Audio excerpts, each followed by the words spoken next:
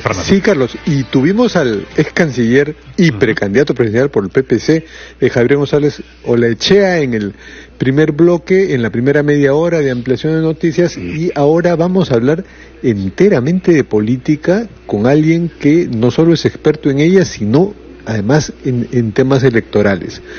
Fernando Tuesta, muchas gracias por acompañarnos.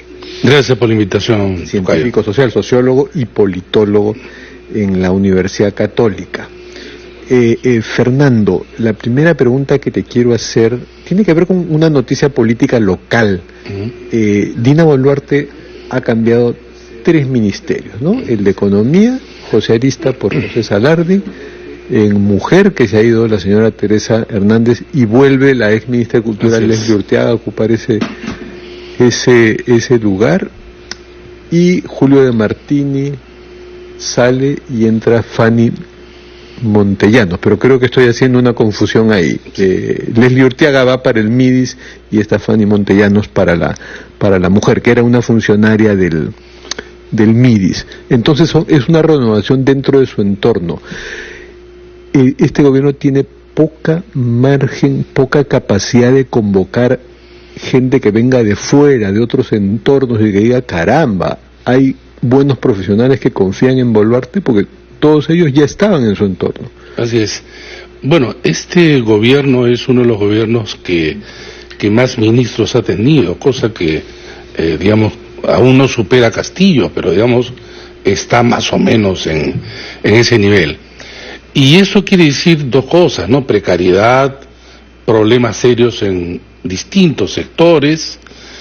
Hay que acordarse además que el gobierno y el Ejecutivo está también organizado alrededor de los acuerdos que tiene con los partidos principales en el Congreso.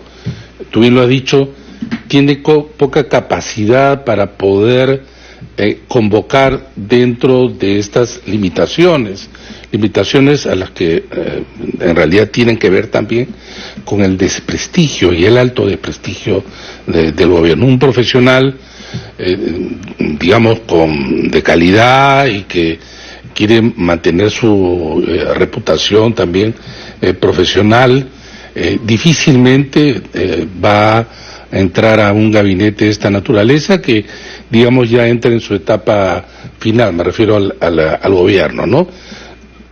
Y estos cambios en realidad no se anunciaron, pero se rumoreó que iban a ser mucho más, ¿no?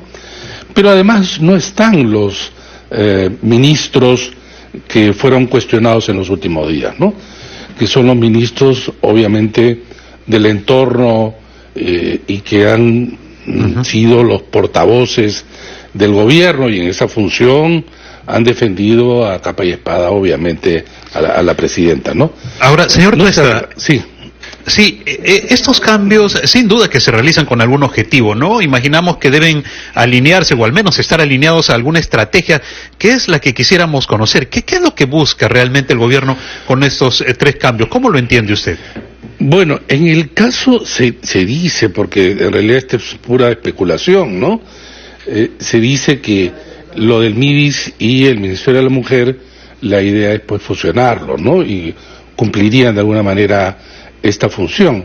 La persona que va al MIDIS es una persona muy cercana a Dina Boluarte. Ayer aquí Gustavo Adriancén, el presidente del Consejo de Ministros, dijo que era una idea, pero sigue siendo un esbozo, pero dijo duda, que había algo. Sin duda, lo confirmó. Sin duda.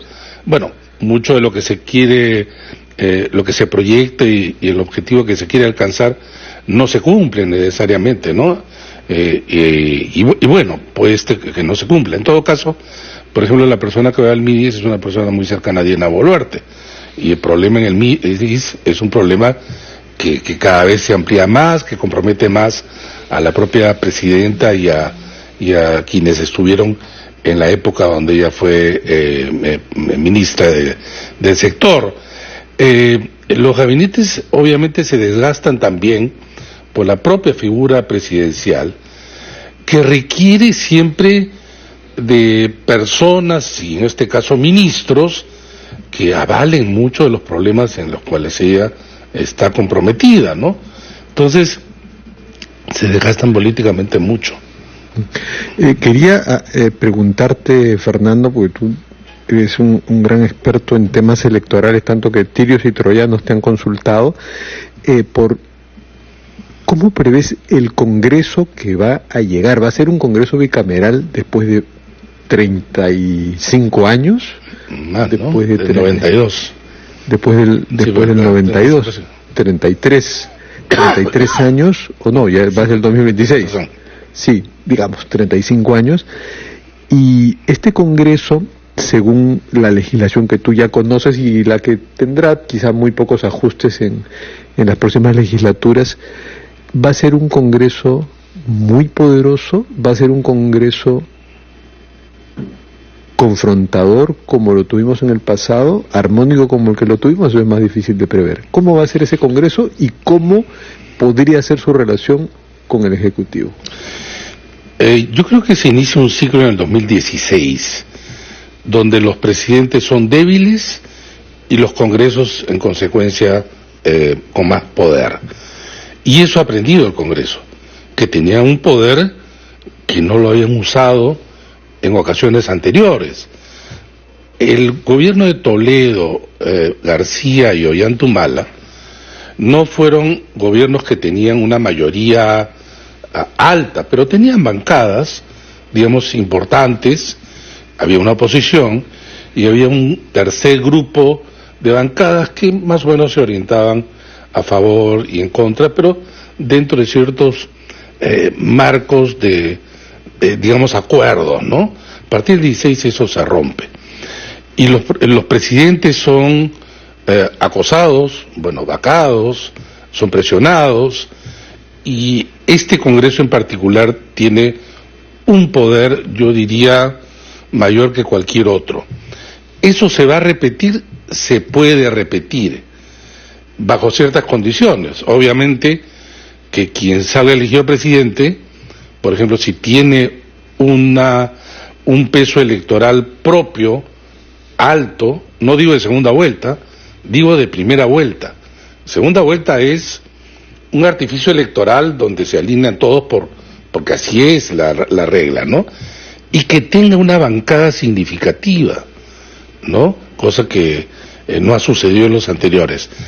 Ahora bien, se dice que va a haber una gran dispersión.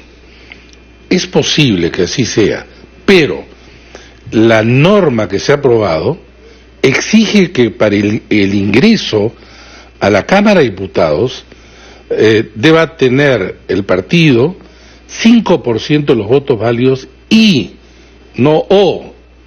además el 5% de los miembros del Parlamento, en este caso, perdón, de la Cámara de Diputados. Eso significa que tú tengas que sacar 5% y 6 congresistas. 6. Bueno, pero me pueden decir esto ya hubo antes. No, pues porque no se cumplían estos 6, tanto que no se cumplían, que el Partido Morado superó el 5% y tenía con 3. Y anteriormente el APRA superó el 5% y sacó 4. Y más atrás Perú Posible sacó más del 5% y sacó 2. Eso podrían cambiarlo en 2 legislaturas. No, lo acaban de cambiar. Lo acaban de cambiar. O sea, para que sea así. Y en la Cámara de Senadores, tú necesitas además también sacar 5% y tener 3 senadores. Sí, pero vamos a seguir conversando, pero después de una pausa. Carlos, nos vamos a una pausa siendo las 8:50 de la mañana.